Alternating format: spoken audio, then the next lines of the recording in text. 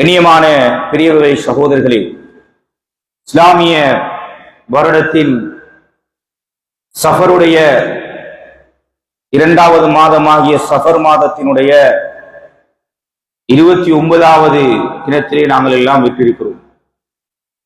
இன்று இந்த நாட்டிலே ரபியூனில் அவ்வல் மாதத்திற்கான தலைப்பை பார்க்கின்ற மாநாடு மக்ரிபோடு ஆர்வமாக இருக்கிறது. ரசூலுல்லாஹி ஸல்லல்லாஹு அலைஹி வஸல்லம் அவர்கள் இந்த வையகத்திலே பிறந்து மரணித்த புனிதமான மாதம் ரபியூனில் அவ்வல் மாதத்தை நாங்கள் எதிர்பார்த்து கொண்டிருக்கிறோம்.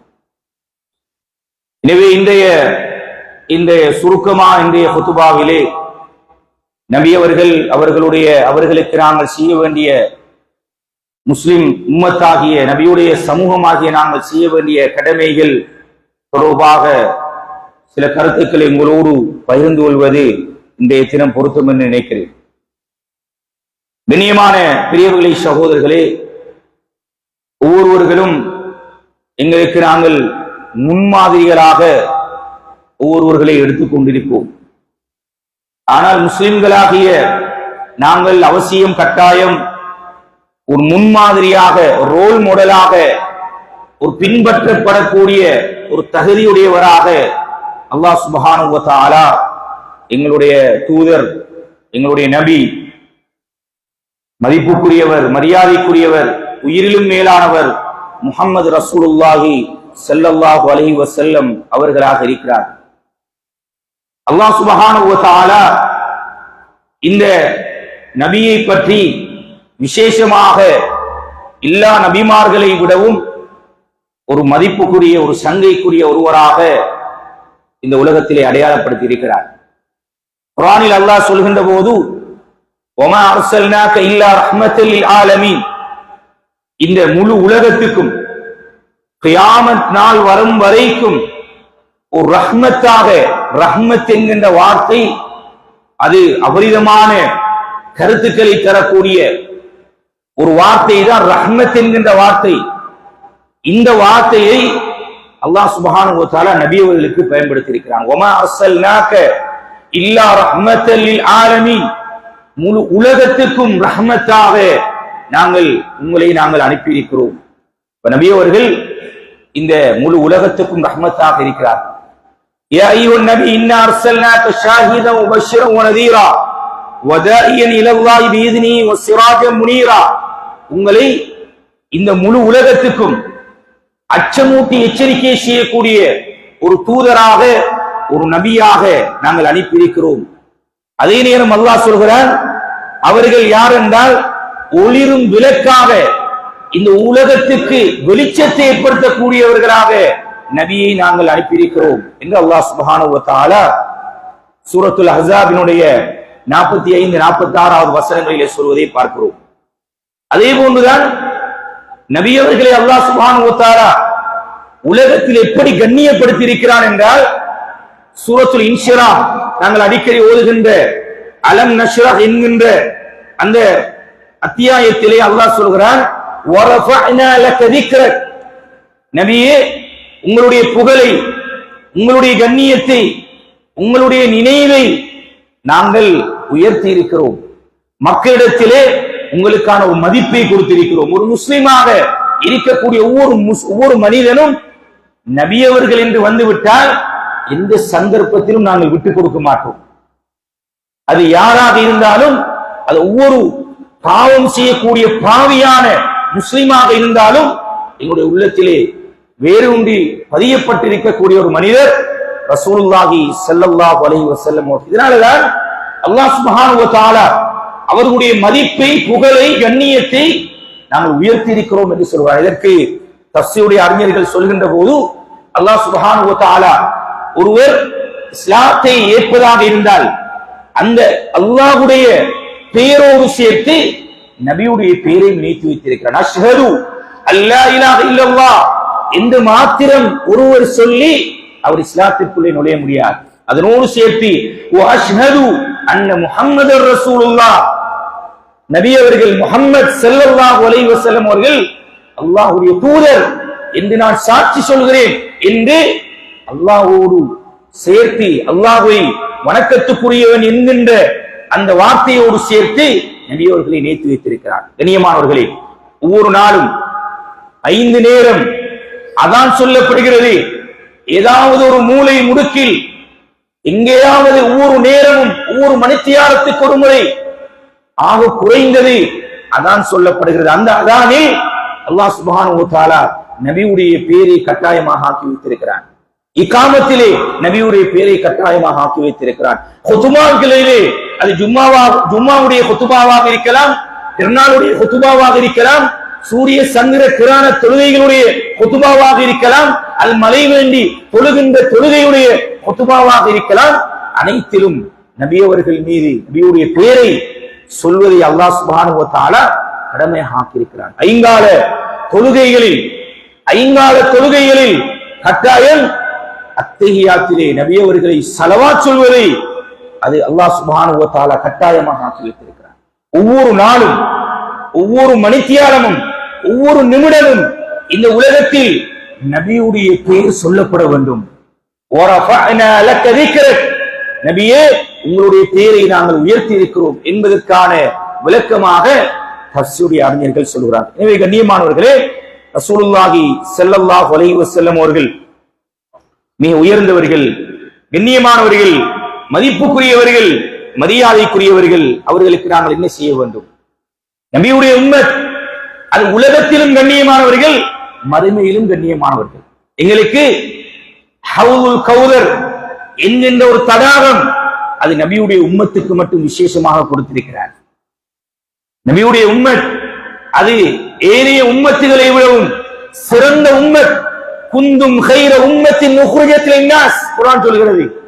உலகத்தில் வெளியேறிய சமூகங்களில் நீங்க தான் சிறப்புக்குரியவர்கள். எனவே நாங்கள் நபியுடைய உம்மத்தாக இருப்பதை நினைத்து சந்தோஷப்பட வேண்டும், பெருமைப்பட வேண்டும், கண்ணியமாக சந்தோஷத்தை உணர வேண்டும். நான் நபியுடைய உம்மத்தாக இருக்கிறேன். நபி ஸல்லல்லாஹு அலைஹி வஸல்லம் அவர்களுடைய ஒரு சமூகத்தில் அல்லாஹ் என்னை படைத்திருக்கிறார், என்னை உருவாக்கி இருக்கிறான், என்னை வாழ வைத்திருக்கிறான். அதே நேரம் நபி அவர்களை பின்பற்றக்கூடிய ஒரு முஸ்லிமாக அல்லாஹ் என்னை ஆக்கியிருக்கிறான் என்பதை நினைத்து நாங்கள் பெருமைப்பட வேண்டும், சந்தோஷப்பட வேண்டும். கண்ணியமான பிரியவுகளை சகோதரர்களே, நபியவர்களுக்கு நாங்கள் என்ன செய்ய வேண்டும்? முதலாவது நபியவர்களை ஏற்றுக்கொள்ள வேண்டும். உலகத்தில் ஒரு முஸ்லிமாக இருப்பதற்கான மிக முக்கியமான ஒரு நிபந்தனை நபி அவர்களை ஏற்றுக்கொள்ள வேண்டும், ஈமான் கொள்ள வேண்டும். இது என்னுடைய நபி. ஆனால் இன்று எங்களுக்கு இருக்கின்ற மிகப்பெரிய ஒரு சவால் இந்த நாட்டிலும் இருக்கிறது. இறுதி நபித்துவத்தை வாதாடக்கூடியவர்கள் இருக்கிறார்கள்.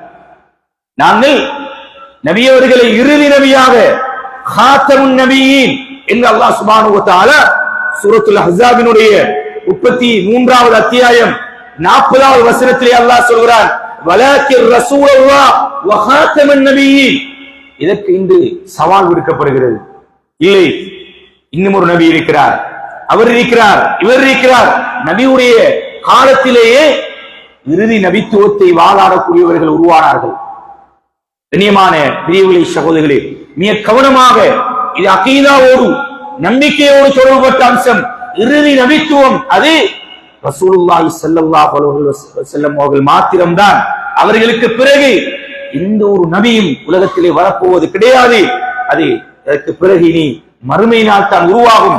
இந்த நம்பிக்கை இது எங்களுடைய பிள்ளைகள், வாலிபர்கள், சிறார்கள், பாடசாலை மாணவர்கள் இவர்களுக்கு வேறு ஒன்றை செய்ய வேண்டிய ஒரு பொறுப்பும் கடமையும் எங்களுக்கு இருக்கிறது. காரணம், இந்த சிந்தனையை விட்டும் தூரமாகின்ற இந்த இறுதி நபித்துவத்தை நம்பாத நிலை இன்று பலர்களுக்கு மத்தியிலே உருவாக இருக்கிறது.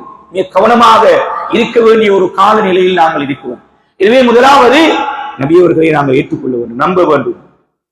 அவர் எங்களுடைய தூதுவர், எங்களுடைய நபி, எங்களுடைய தலைவர். கண்ணியமான பிரியவுகளை சகோதரர்கள், இரண்டாவது நாங்கள் செய்ய வேண்டிய கடமைதான் அவர்களை அன்பு வைக்க வேண்டும். எந்த அளவு தூரம் நேசிக்க வேண்டும் அதை நபி அவர்களை சொல்லித் தருகிறார்கள். லா யுமினு அஹதுக்கும் ஹத்தா அகூன அஹப்ப இலைஹி மின் வாலிதிஹி வ வலதிஹி வன் நாஸி அஜ்மாயின். நபி அவர்கள் சொன்னார்கள், உங்களில் ஒருவர் ஈமான்தாரியாக முடியாது. நம்பிக்கையோடு தொடர்புபடுத்துகிறார்கள். நீங்க உங்களில் ஒருவர் மூமினாக முடியாது. எதுவரைக்கும் தெரியுமா? ஹத்தா அகூன அஹம்ப இலைஹி, உங்களுக்கு நான் விருப்பத்துக்குரியவனாக மாறாத வரைக்கும். உங்களுக்கு நான் ஒரு நேசத்துக்குரியவனாக மாற வேண்டும். யாரை விட? பொதுவாக மனித இயல்புதான், உலகத்தில் மனிதன் ஆக அதிகமாக நேசிப்பான் தன்னுடைய பெற்றோர்கள், மனைவி, பிள்ளைகள், தன்னுடைய நண்பர்கள். இவர்களுக்கு அதிகமாக நாங்கள் நேசிப்போம். அதை அல்லாஹ் பட்டியலிடுகிறார். நபி அவர்கள் பட்டியலிடுகிறார்கள். மின் வாலிதிஹி, உங்களுடைய பெற்றோரை விடவும், வவலதிஹி, உங்களுடைய பிள்ளைகளை விடவும், வன்னாஸ் அஜ்மஈன், எல்லா மனிதர்களை விடவும் நான் உங்களுக்கு நேசத்துக்குரியவனாக மாறாத வரைக்கும் நீங்கள் உண்மையான மூமினாக முடியாது. மிக கவனமான ஒரு வாசகம், ஒரு ஹதீஸ். நபி அவர்களுடைய நேசம் எங்களுக்கு எவ்வளவு தூரம் இருக்கிறது. கண்ணியமான பெரியவர்களே, சகோதரர்களே, நபியுடைய நேசம் வர வேண்டுமாக இருந்தால் அதற்கு நாங்கள் என்ன செய்ய வேண்டும்?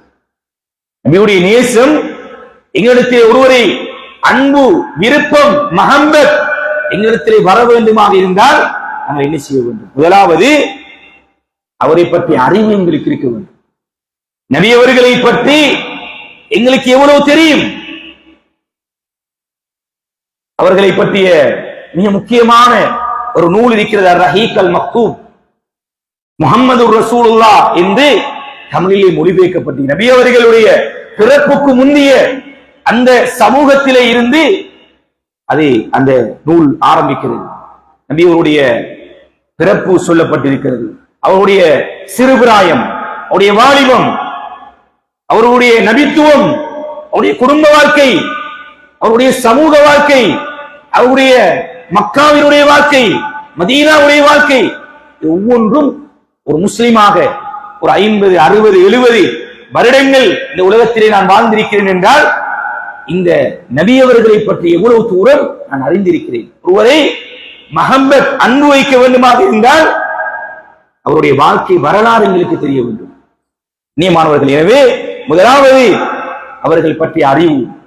ஷமாயில் திர்மிதி, இப்போது அகில இலங்கை ஜம்மியத் உலமாவினால் ஒவ்வொரு நாளும் இந்த ரபியுல் அவ்வல் மாதத்திலே அது பற்றிய பயான்களை அல்லது அதை பற்றிய ஹதீதுகளை மக்கள் மயப்படுத்துமாறு சொல்லப்பட்டிருக்கிறது. நபி அவர்களுடைய வர்ணனை, நபி அவர்களுடைய தோற்றம், நபி அவருடைய முகம், அவருடைய கை, கால், முடி, எப்படி உருவம் உடையவர்களாக இருந்தார்கள், எப்படி நடப்பார்கள், எப்படி சாப்பிடுவார்கள். நீமானவர்கள் ஒருவரை நேசித்தால் அவர் எப்படியெல்லாம் நடக்காரோ, எப்படியெல்லாம் செய்தாரோ, இப்படியெல்லாம் நடந்து கொண்டாரோ அவரை பின்பற்ற வேண்டும். அதுதான் அந்த மஹப்பத், அந்த அன்பு, அந்த இரக்கம், அந்த பாசம். எனவே நபி அவர்கள் அவர்களை பற்றி படிக்க வேண்டும். இது முதலாவது நபி அவர்களை நேசிப்பதற்கான அடையாளம். இரண்டாவது அவர்களை பின்பற்ற வேண்டும். நபி அவர்களை பின்பற்ற வேண்டும். அது எங்களுக்கு கட்டாயம். ஒருவரை நேசித்தால் அவரை ஃபாலோ பண்ணுவோம். அவர் எப்படி எல்லாம் செய்கிறார்.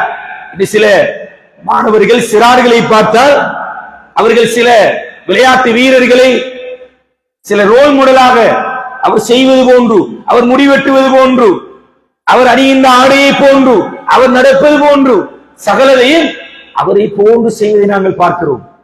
கண்ணியமானவர்கள், எங்களுடைய ரோல் மாடல் நபி அவர்கள். நபி அவர்கள் பின்பற்றப்படுவதற்கு தகுதியானவர்கள். எனவே ஒருவரை நேசம் வைத்தால் அவர் முழுமையாக அவருடைய சகல பக்கங்களும் பின்பற்றப்படுவார். எனவேதான் அல்லாஹ் சுப்ஹானஹு வ தஆலா சொல்கிறான், மை யுதீர் ரசூல் ஃபக்கத் அத்தா அல்லாஹ். நபி அவர்களை பின்பற்றினால் நீங்கள் அல்லாஹ்வுக்கு வழிபட்டு விட்டீர்கள்.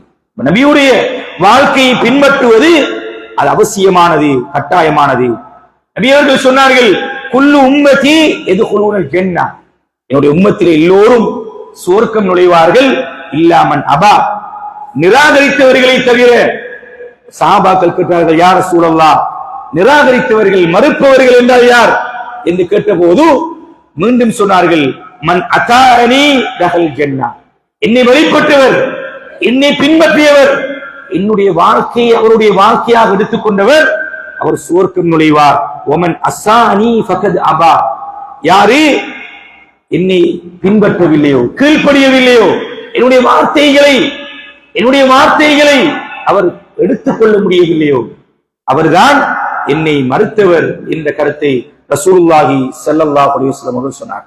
கண்ணியமானவர்களே, இறுதியாக நபி அவர்கள் இந்த உலகத்திலே மிக நிம்மதியாக வாழ்ந்தார்கள். பல்வேறுபட்ட சோதனைகளுக்கு உள்ளாக்கப்பட்டார்கள். அவர்களுடைய பிறப்பு எங்களுக்கு தெரியும். பிறக்கும் போது தந்தை இல்லை. 7 வயதில் தாயும் மரணித்து விடுகிறார்கள். 8 வயதிலே தன்னுடைய தந்தையுடைய தந்தை பாட்டனும் மரணித்து விடுகிறார்கள். கடுமையான துன்புறுத்தல்களுக்கு மக்காவிலே ஆளாக்கப்படுகிறார்கள். கடுமையான சோதனை. நபித்துவத்தை நுபுவத்தை பின்பற்றியதன் பின்னர் எடுத்துக்கொண்டதன் பின்னர் பல அசௌகரியங்கள், வார்த்தைகளால் கடுமையாக மன உளைச்சலுக்கு ஆளாக்கப்பட்டார்கள். மனவேதனையோடு அவர்கள் மன நெருக்கடியோடு உலகத்திலே அவர்களுக்கு அப்படியான சோதனைகள் உள்ளாக்கப்பட்டது.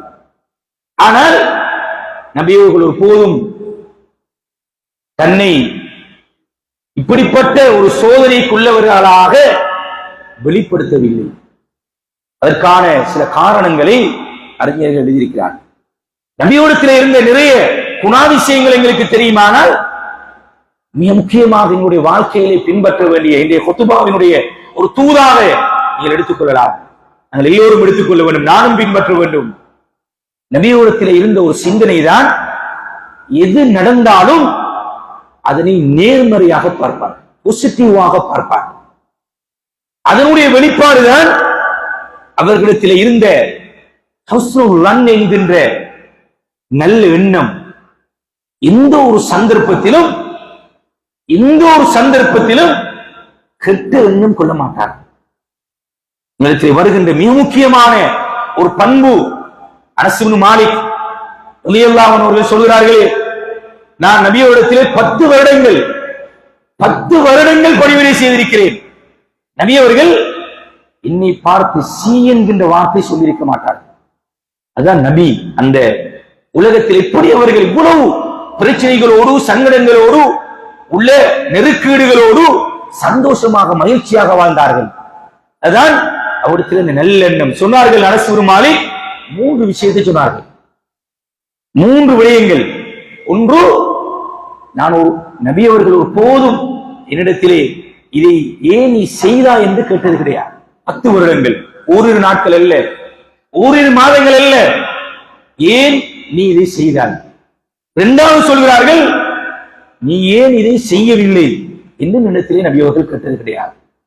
3வது ஒரு ஒன்றை சொல்கிறார்கள், இப்படி நீ செய்திருக்கலாமே, நீ இப்படி செய்திருக்கலாமே என்று கூட ரசூலுல்லாஹி ஸல்லல்லாஹு அலைஹி வஸல்லம் அவர்களிடத்திலே கேட்டது கிடையாது. கண்ணியமான பிரியவுரை ஹுஸ்னுல் வன், இந்த நல்ல எண்ணம் எங்களுக்கு இருக்கின்ற ஆகப்பெரிய பிரச்சனை. இந்த நல்ல எண்ணத்தை எடுத்துக்கொள்வது. இதனால்தான் ரசூலுல்லாஹி ஸல்லல்லாஹு அலைஹி வஸல்லம் அவர்கள் அந்த நல்ல எண்ணத்தை உருவாக்கிக் கொள்வதற்கு அவர்கள் பின்பற்றிய சில அடிப்படைகள் இருக்கிறது, சில அடிப்படை குணாதிசயங்கள். அதிலே ஒன்றுதான், அவர்கள் எப்போதும் அல்லாஹ்விடத்தில் இருந்து எதிர்பார்ப்பார்கள். அர் ரஜா என்கின்ற வார்த்தை அது நிறைய குர்ஆன் ஹதீஸ்களோடு தொடர்புபட்டது. நபி அவர்கள் இந்த ஒரு விடயத்தையும் அல்லாஹ்விடத்தில் எதிர்பார்ப்பார்கள். அர் ரஜா இலல்லாஹ், அல்லாஹ்விடத்தில் எதிர்பார்ப்பது. 2வது அத்தஃபாவுல், நபி அவர்கள் இருந்த மிக முக்கியமான ஒரு குணம் தான் அத்தஃபாவுல். தஃபாவுல் என்றாலும் எதையுமே சிறந்தது, நல்லது. நாங்கள் சொல்லுவோம், எது நடந்தாலும் அது நலவுக்காக என்கின்ற ஒரு குணாதிசயம் உடையவர்களாக ரசூலுல்லாஹி ஸல்லல்லாஹு அலைஹி வஸல்லம் சொன்னார்கள். லா தீரத வ கைருஹா அல்ஃபல், தீய சகுனம் என்று ஒன்று இல்லை. லா தீரா, தீய சகுனம் என்கின்ற ஒன்று கிடையாது. வ கைருஹா அல்ஃபல், சிறந்தது என்ன தெரியுமா? நல்ல எதிர்பார்ப்புகள். எல்லாவற்றையும் பாசிட்டிவாக, நேர்மறையாக பார்ப்பதற்கு ஆரம்பித்தால் உலகத்தில் கஷ்டம் இருக்க மாட்டார், சோதனைகள் வரும். அல்லாஹ்வுடைய சோதனைகள் வரும், ஆனால் உள்ளம் தெளிவாக இருக்கும், சந்தோஷமாக இருக்கும், மகிழ்ச்சியாக வாழலாம். அடுத்த நபியோடத்தில் இருந்து மிக முக்கியமான ஒரு குணம்தான் அத்தவக்குல். ஹுஸ்னுல் அன்னை ஏற்படுத்துவதற்கு, நல்ல எண்ணத்தை, நேர்மறை சிந்தனை உருவாக்கிக் கொள்வதற்கு நபி அவர்கள் பின்பற்றிய சில குணங்கள் அத்தவக்குல். என்ன நடந்தாலும் நபி அவரிடத்தில் அல்லாஹ்விடத்திலே பொறுப்பு சாட்டுவார். அத்தவக்குல் இலல்லாஹ், அல்லாஹ்வின் மீது நம்பிக்கை வைப்பார். எது நடந்தாலும் கடுமையான எங்களை போன்ற சோதனை அல்ல. சொன்னார்கள், உலகத்திலே ஆக சோதனைக்குட்படுத்தப்பட்டவர்கள் நபிமார்கள். அதிலும் சொன்னார்கள், அதிலேயும் விசேஷமாக சோதனைக்குள்ளாக்கப்பட்டவன் நான் தான். அது எங்களுக்கு வரக்கூடிய பிரச்சனை. கண்ணியமானவர்களே, நபியோர்களுடைய அந்த தவக்குல். அடுத்த மிக முக்கியமான குணம் தான் நபியோடைய பொறுமை.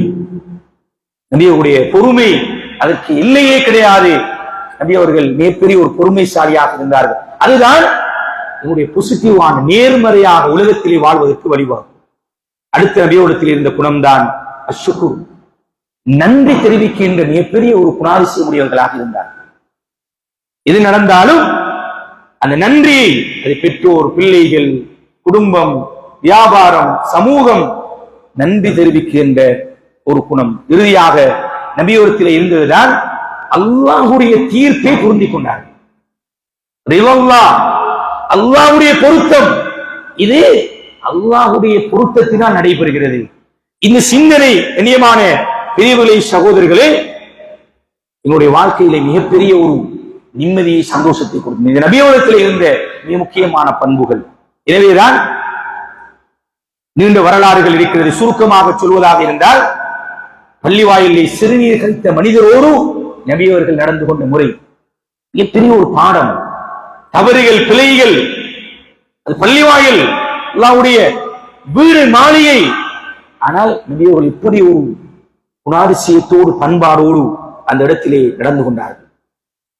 ஆயிஷா ரலியல்லாஹு அன்ஹா அவர்கள் சொல்கிறார்கள், ரசூலுல்லாஹி ஸல்லல்லாஹு அலைஹி வஸல்லம் அவர்கள் எப்போதும் யஸ்ஸிரு வலா துஅஸ்ஸிரு, இலகுவாக தன்னுடைய விடயங்களை கையாள்வார். கடின போக்கோடு, கடுகடுத்த நிலையில் நபி அவர்கள் ஒரு போதும் நடந்து கொண்ட மென்மை என்பது நபியோடத்தில் இருந்து மிக முக்கியமான ஒரு குணமாக ரசூலுல்லாஹி ஸல்லல்லாஹு அலைஹி வஸல்லம் உடைய மனைவி ஹதீஜா ரலியல்லாஹு அன்ஹா அடையாளப்படுத்துறாங்க. இன்னும் ஒரு வரலாறு தான் தாய்வுடைய வரலாறு. நபி அவர்கள் இப்படி ஒரு பாசிட்டிவாக தன்னுடைய வரலாற்றை எடுத்து பாருங்கள். கண்ணீர் வடிப்போம். நபியுடைய அந்த உடலிலே இருந்து அப்படி இரத்தம் வடிந்தோடுகிறது. காலால் நடக்க முடியவில்லை. இந்த காலை குத்தி குத்தி தான் நபியவர்கள் கிட்டத்தட்ட 3 கிலோமீட்டர் தூரத்துக்கு நடந்து சென்றார்கள். இப்ரீல் அலைஹிஸ்ஸலாம் அவர்கள் வந்து இந்த உம்மத் இவர்களை அழிக்கவா என்று நபியவர்களுடைய அந்த தூர சிந்தனையை பாருங்கள். தனக்கு அநியாயம் இழைக்கப்பட்ட ஒரு சமூகம் அழிப்பதற்கு வந்திருக்கிறார்கள். ஆனால் நபியவர்கள் சொன்னார்கள், இல்லை, வேண்டாம், விடுங்கள். அவர்களுடைய எதிர்காலம் இருக்கிறது, அவர்களுக்கு நலவு இருக்கிறது. இதற்கு பிறகு வருகின்றவர்களிலே அவர்கள் நல்லவர்கள் வருவார்கள். இன்று போற்றப்படுகின்ற, புகழப்படுகின்ற ஒரு இடமாக தாய்வுடைய பிரதேசம் விளங்குவதை நாங்கள் பார்க்கிறோம். நபியோடத்தில் இருந்த மிக முக்கியமான குணங்கள் இரக்கம், அன்பு, மன்னிப்பு. மிக முக்கியமாக நம்முடைய வாழ்க்கையிலே வர வேண்டிய ஒரு குணாதிசயம் தான் மன்னிப்பு என்கின்ற ஒரு குணாதிசயம். எது நடந்தாலும் மன்னிக்க வேண்டும் என்கின்ற அந்த பண்பு எங்களுடைய வாழ்க்கையிலே நிம்மதியை, சந்தோஷத்தை கொடுக்கும். குரோதத்தோடு, விரோதத்தோடு எப்போது பழி வாங்கலாம். ஆயிஷா ரலியல்லாஹு அன்ஹா சொல்கிறார்கள், நபி அவர்கள் தன்னுடைய சொந்த விவகாரத்துக்காக எந்த ஒரு சந்தர்ப்பத்திலும் எந்த ஒரு மனிதரையும் அவர்களுடைய வாழ்க்கையிலே பழி வாங்கியது கிடையாது. தன்னுடைய சாச்சாவை கொன்றவரை நபி அவர்கள் மன்னித்தார்கள். ஹம்சா ரலியல்லாஹு அன்ஹு அவர்களை கொலை செய்த பெண்ணை மன்னித்தார்கள். கடும்போக்கோடு அபூ சுஃபியான் ரலியல்லாஹு அன்ஹு என்று சொல்கிறோம். ஆனால் அவர் இஸ்லாத்துக்கு ஆரம்ப காலகட்டத்தில் இருந்த அவருடைய எதிர்ப்பு இருக்கிறது, அந்த விரோத தன்மை இருக்கிறது. நாங்கள் என்றால் கடும் போக்கோடு நடந்து கொள்வோம். நபி அவர்கள் அவரும் இஸ்லாத்துக்கு வருவதற்கு வழிவகையாக இருந்தார். இந்த குணாதிசயம் தான் இன்றைய சமூகத்திலே வர வேண்டிய மிக முக்கியமான ஒரு கட்டாயமாக பின்பற்றப்பட வேண்டிய ஒரு அம்சமாக இருப்பதை நாங்கள் உணர்கிறோம். கண்ணியமான பிரிவுகளை சகோதரி, மூன்றாவது தான் நபியோடைய பேரை கேட்டால் நாங்கள் அதிகமாக நபியோருக்கு ஸலவாத் சொல்ல வேண்டும். நபியுடைய பேரை கேட்டு யார் ஸலவாத் சொல்லவில்லையோ அவருக்கு நாசம் உண்டாகட்டும் என்று ரசூலுல்லாஹி ஸல்லல்லாஹு அலைஹி வஸல்லம் அவர்கள் பிரார்த்தித்திருப்பதை நாங்கள் பார்க்கிறோம். எனவே இந்த புனித ரபியுல் அவ்வல் மாதம் ஆர்வமாகிறது. எனவே நாங்கள் முடியுமான வரைக்கும் நபி அவர்களுடைய வரலாற்றை சீராவை நாங்கள் படிக்க வேண்டும்.